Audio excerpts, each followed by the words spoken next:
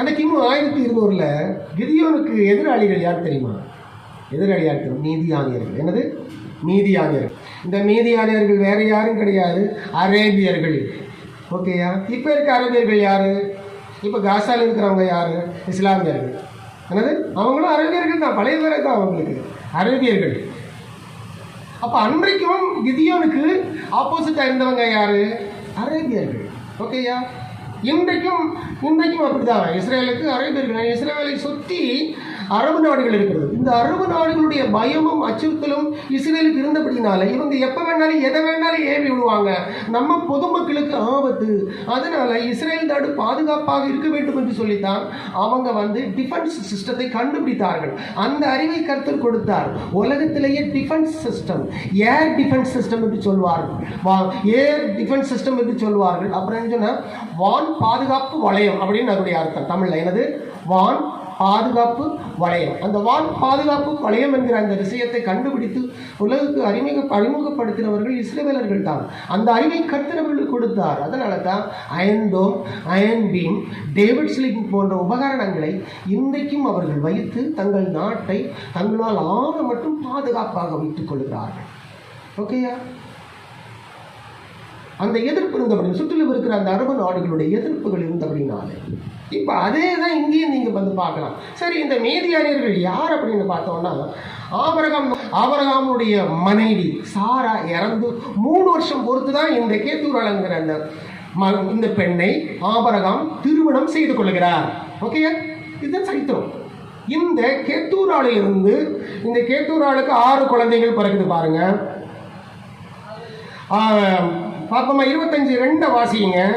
அவள் அவனுக்கு சிம்ரான். இந்த சிம்ரான் என்கிற பேர் உங்களுக்கு ஃபேமஸ் தானே.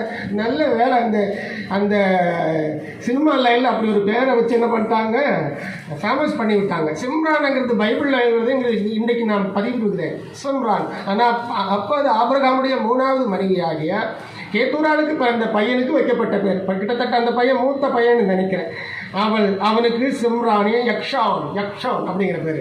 யக்ஷானையும் மேதானையும் அப்புறம் மீதியானையும் இஸ்பாக்கையும் ஷூவாகையும் பெற்றாள். இஸ்பாக்கு ஷூவாது, இந்த பேரெல்லாம் உங்களுக்கு எல்லாம் வாய வருமானு தெரியல. அதில் மீதியான் அப்படிங்கிற ஒரு பேர் வருதா, மீதியானையும். இந்த மீதியான் வம்சத்தில் வருகிறவர்கள் மீதியானியர்கள். பைபிளில் சரித்திரம், உலக சரித்திரத்துக்கு பார்த்தீங்கன்னா இஸ்மவேல் வம்சத்தில் வருகிறவர்கள் இஸ்மவேலர்கள், மீதியான் வம்சத்தில் வருகிறவர்கள் மீதியானியர்கள். மொத்தத்தில் இன்றைக்கு வேர்ல்டு ஃபுல்லாக இருக்கிற அரேபியர்கள் எல்லாமே இந்த யொக்தானுடைய வம்சம் இருக்கும், மீதியானுடைய வம்சம் இருக்கும். நீங்கள் எல்லாரும் நினைப்பீங்க அரேபியர்கள் எல்லாருமே ஈசாக்குடைய வம்சம்னு, ஈசாக்கண்ணன் இஸ்மவேலுடைய வம்சம்னு நீங்கள் நினைச்சிருக்கலாம்.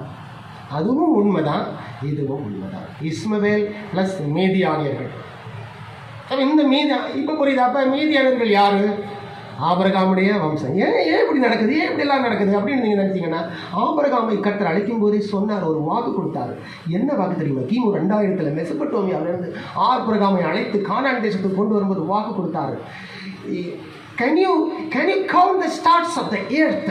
ஒன்னால வானத்தின் நட்சத்திரங்களை எண்ண முடியுமா? அப்போ வானத்து நட்சத்திரங்கள் எண்ண முடியுமான்னு பார்க்கும்போது யாராலையும் எண்ண முடியாது. அது அன்கவுண்டபிள், எண்ண முடியாத ஒரு விஷயம். ஓ சந்ததி அப்படி இருக்கும்பா அப்படின்ட்டார். ஓ சந்ததி அப்படி இருக்கும்.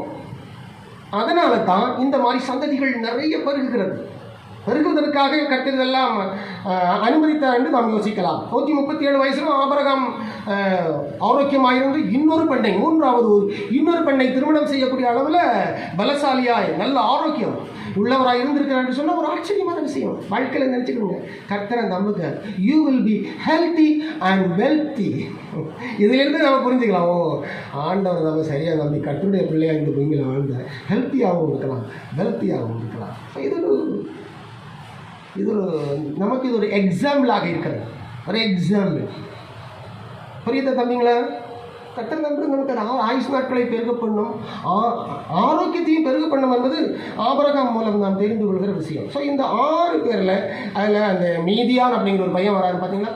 அந்த மீதியானுடைய வம்சத்தில் வருகிறவர்கள் மீதியானியர்கள் என்று சொல்லி அழைக்கப்பட்டார்கள். சேம் வம்சத்தில் வருகிறவர்கள் செமிட்டி வம்சம், காம் வம்சத்தில் வருகிறவர்கள் காம் வம்சம், யாப்பேத்து வம்சத்தில் வருகிறவர்கள் ஜாப்பட்டிக்கு வம்சம் அப்படின்னு சொல்லி வரலாறு, உலக வரலாறு பல கோணங்களில் தெரிந்து திருவுற்று கடந்து சென்று கொண்டிருக்கிறது. அந்த வரிசையில் இவர்கள் மீதியானியர்கள் வளர்ந்து பெருகினார்கள். இந்த மீதியான் வம்சத்தில் ஒரு பொண்ணை தான் இவர் கல்யாணம் பண்ணார். யார் கல்யாணம் பண்ணா? மோசே. யார் எந்த பொண்ணை கல்யாணம் பண்ணார்? மீதியான் வம்சத்தில் வருகின்ற ஒரு பொண்ணை தான் என்ன பண்ணார்? மோசே வந்து கல்யாணம் பண்ண. அப்புறம் யோசேப்பை எடுத்து எங்கே விற்றாங்க? யாருக்கு கொடுத்தாங்க? மீதியானியர்கள் போய்கிட்டு இருக்கும்போது யோசேப்பை முதல்ல குழியில் தூக்கி போட்டாங்க. குழியில் தூக்கி போட்டால் யோசேப்பை மறுபடியும் குழியிலிருந்து எடுத்து யாருக்கு விற்றாங்க பாருங்க. 27 அவனை இஸ்மவேலருக்கு விற்று போடுவோம் வாருங்கள், நம் கை அவன் மேல் படாதிருப்பதாக. அப்புறம் 28ஆம் வசனம், அந்த வர்த்தகரான மீதியானியர் கடந்து போகிறது. வர்த்தகரான அப்படின்னு இருக்குது மீதி. அப்போ இதில் இந்த 2 குரூப்பும் ஒன்றா தான் இருக்கிறாங்க, இஸ்மவேலர்களும் மீதியானியர்களும். பார்த்தீங்களா? ஓகேயா? அப்போ இஸ்மவேல் என்பது யாருக்கு பிறந்த பையன்? ஹாகாருக்கு பிறந்த பையன். மீதியான் என்கிறது யாருக்கு பிறந்த பையன்? கேத்தூராளுக்கு பிறந்த பையன். ஸோ இஸ்மவேலர்கள், மீதியானர்கள் 2 பேருமே வியாபாரிகள். பாருங்க, மீதியானர்கள் கடந்து போகிறது. யோசேப்பை அந்த குழியில் எடுத்து தூக்கி எடுத்து அவனை இஸ்மவேலருக்கு என்ன செய்தார்கள்? 20 வெள்ளிக்காசுக்கு என்ன செய்தார்கள்? விற்றார்கள். ஸோ என்ன செய்தார்கள்? மீதியானியர் என்ன பண்ணாங்க? 36ஆம் வசனம், அதே அதிகாரம் 36 என்று சொல்கிறது. மீதியானியர் யோசேப்பை எகிப்திலே பார்வோனின் பிரதானியாகிய போர்த்திபார் என்கிறதுக்கு விற்றார்கள். இப்படியே இவனை வாங்கி இவனுக்கிட்ட அவனை வாங்குறது, இவனை கொண்டு அவனுக்கு விற்கிறது. வியாபாரம். நல்ல வியாபாரிகள் இல்லை மீதியானியர்கள், அரேபியர்கள், இஸ்மவேலர்கள். இவர்கள் நல்ல வியாபாரிகளாக இருந்திருக்காங்க. இதெல்லாம் கிமு 1200 காலம். அதாவது இந்த யோசேப்பினுடைய காலம் வந்து கிமு 1200 கிடையாது. மேக்சிமம் கிமு 1800 அது கடந்து செல்லும். கிமு 1800 அது கடந்து செல்லும். ஆக இப்படி மீதியானியர்கள் சொன்னால் இப்போ யாருன்னு புரிஞ்சு போச்சு. இந்த மீதியானியர்கள் கிதியோனுடைய காலத்தில் என்ன செய்தார்கள்? இன்னும் இஸ்ரவேல் புத்திரர் கர்த்தரின் பார்வைக்கு பொல்லாப்பானதை செய்தபடியால் அப்பொழுது கர்த்தர் அவர்களை 7 வருஷம் மீதியானியரின் கையில் ஒப்புக் கொடுத்தார். ஆண்டவர் தான் இந்த இஸ்ரவேல் மக்களை மீதியானியரின் கையில் ஒப்பு கொடுக்க செய்தது ஆண்டவர் தான். 7 வருஷம் என்ன செய்தார்கள்? அதனாலே அவர்கள் என்ன செய்தார்கள்? வருத்தப்பட்டு போனார்கள், நொந்து போனார்கள், வெந்தும் போனார்கள். நொந்து வந்து என்ன செய்தார்கள்? மீதியானியர்களாலே இஸ்ரவேல் மக்கள் கஷ்டப்பட்டார்கள், வேதனை அடைந்தார்கள். அதனால் விடுவிப்பதற்காகத்தான் இந்த கிதியோன் என்கிற ஒரு கதாபாத்திரம், இந்த கிதியோன் என்கிற அந்த கதாபாத்திரத்தை கர்த்தர் எழும்ப பண்ணி அவர்களை விடுவிக்கிறார். வாழ்க்கையில் கஷ்டம் வரும்போது மறக்காதீங்க, கர்த்தரை நம்பும் பொழுது யாராவது ஒருத்தர் மூலம் கர்த்தர் நமக்கு உதவியும் விடுதலையும் நன்மையும் நிச்சயம் செய்வார். ஆமென். கண்டிப்பாக.